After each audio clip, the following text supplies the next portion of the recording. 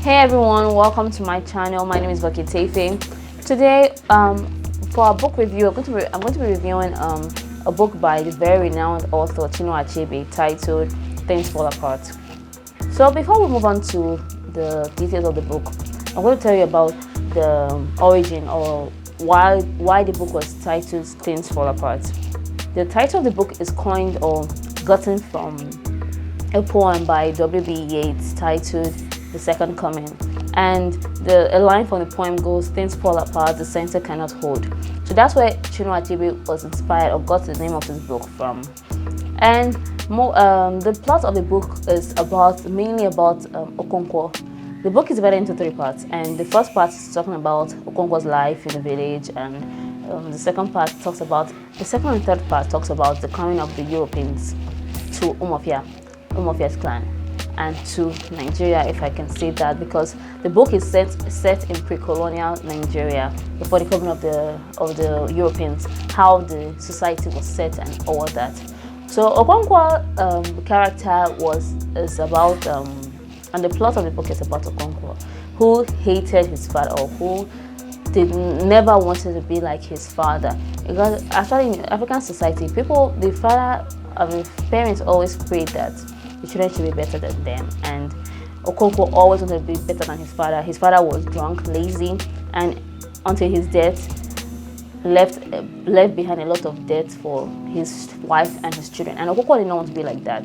Okonkwo actually was not like his father, because Okonkwo turned out to be a successful farmer. He owned his own barn of yams, and he had 3 wives. He had a lot of children to his name, and he was just so successful. And Okonkwo's life actually took a major change when Ikemefuna was brought into his household. Ikemefuna is not the biological child of Okonkwo, but Ikemefuna managed to steal a place in Okonkwo's heart. Although Okonkwo tried as much as possible to show no signs of affection, because he believes that showing affection makes you weak. So he tried as much as possible to show no signs of affection for his children and his wife, but you can tell that he actually loved his family, and he actually loved Ikemefuna. Ikemefuna came from a neighboring tribe that had a sort of conflict with Umuofia clan, and for that Okonkwo was given, as a respected man, Okonkwo was given the opportunity or given the honor to take care of Ikemefuna up until his judgment was made. And so Okonkwo took care of Ikemefuna quite alright, up until the day that the respected Ezeudu came to Okonkwo's house and informed him that Ikemefuna had to die. That was the verdict. Ikemefuna had to lose his life, and this brought a lot of sadness to Okonkwo, but he had to do what he had to do, because he was a warrior, and he didn't want to show some sort of weakness that he was really attached to the boy. And so he ignored Ezeudu's warning of him not being part of the execution, and he actually followed the party to where Ikemefuna was to be killed, and he actually killed Ikemefuna. This kind of brought about a spirit in Okonkwo's life, because Okonkwo now, since that incident, he thinks that we can try to be somehow for Okonkwo. His daughter, his favorite child, Izima, fell ill.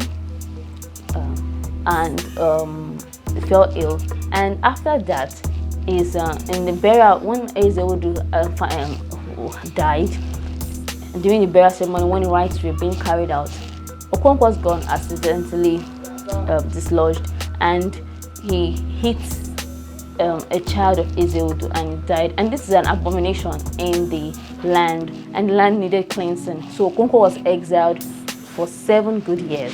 These 7 years of Okonkwo's life was so difficult for him, because he was a warrior, and he actually spent his entire life trying to make an impact in his society, and which he did, and he was respected in society. And him being exiled was really a painful one for him, and he couldn't wait to return back home after 7 years.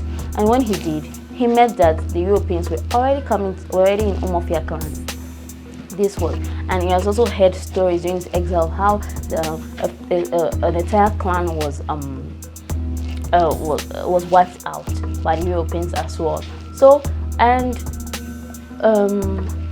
this was annoying to Okonkwo, and what annoyed him the most was his son Wonye, who became a Christian and even took up a new name, Isaac. So this was just annoying, and it was ironic because it came from the Okonkwo did not want to be like Onoka, and now Wonye did not want to be like his father. Wonye wanted to go in a new way as well. So, and when the Christians became too comfortable, they started destroying shrines. They even disrespected a masquerade in the village. So this was annoying, and the district commissioner actually imprisoned Okonkwo and other respected elders in the village, where the elders experienced a very hard time in the prison till they were released after they paid a certain amount of cowries to the district commissioner. This sparked off great resistance among the clans people. So they decided that they were going to declare war against the district commissioner and Christianity at large. That was this new religion that was going to come to take over their clan. So that was it. When they finally got there, Okonkwo in his normal temper and everything killed one of the guards, one of the Christians there, and so he knew that his time was coming. And when the district commissioner came to ask for him, said he can be imprisoned. His best friend Obi Erika said they've not found him. So a search party was sent out to look for Okonkwo, and he was found hanging from a tree. He had committed suicide, and this part really ached my heart because Okonkwo tried as much as possible not to be like his father, and Okonkwo worked so hard to attain the position he attained in the society, but he ended up killing himself, which was an abomination in the land. So he was not going to be buried in the land. Talk about bad luck. And the district commissioner, in his usual fashion or arrogance, he found Okonkwo's character interesting, so he decided he was going to write it in a book. He was going to include his character in a book or even in a paragraph.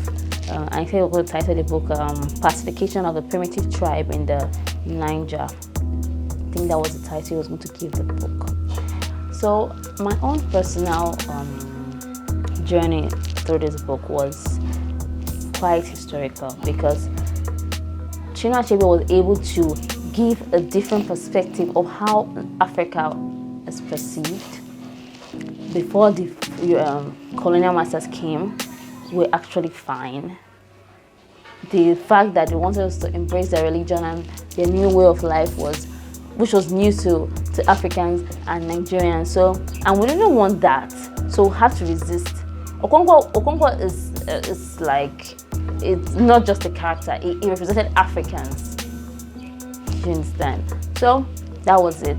And the book is, I just love this book so much because it's just really nice. And although sometimes I find Okonkwo too arrogant, I actually like this arrogance sometimes. The theme I gathered from this book, the theme I gathered from this book is the fact that the influence of gods in the affairs of man. But even to the Europeans who brought about Christianity, there was still God's influence in it. The activities that go on in the village, even before the Europeans came, before the colonial master came, there was a lot of gods. The gods did this, we need to cleanse the land. The gods have spoken, oh, this place is sacred, or you did something wrong, so you're going to be buried in the evil forest. A lot of, even they talk about Ogbanje, there's just a lot of external forces in the world that this book pointed out to us. And I also like the fact that the book tried to show us that for every action there's something waiting at the front, like my post say. So I think the thing is waiting for you at the front. So the fact that Okonkwo killed Ikemefuna, it was sort of like something that just caused things to just go awry for Okonkwo. Ezimal fell sick, then he killed Ezeodu's son by mistake. It was just really somehow just sad, just painful that he worked so hard to achieve a lot of things and he achieved them, but he always wanted to be respected even to his death, but at the end of the day he killed himself. So you can see a lot of influences, a lot of forces, and that influences the decisions of man in this book.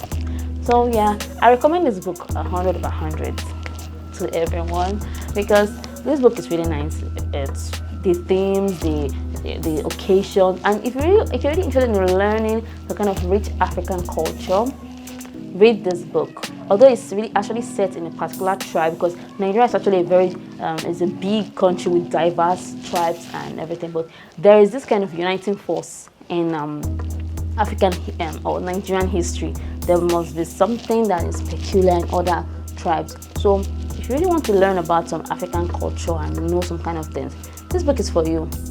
And don't worry that there's some kind of slangs or words in Igbo language, but you'll be fine, because Chinua Achebe was able to interpret them at the end of the book, so you'll learn about these new words and everything. And it's also a good words to add to your vocabulary. Yeah, so with that, we're going to end this video. Please do not forget to comment, like, share this video. I really want this channel to be as interactive as possible, so please do not forget to comment and give me suggestions. Tell me what you think about the book. Tell me if you've read the book. Tell me if you have not read the book and why. And I'll be seeing you again soon, or you'll be seeing me again soon. And take care of yourself. Goodbye. Take care of yourself. Bye.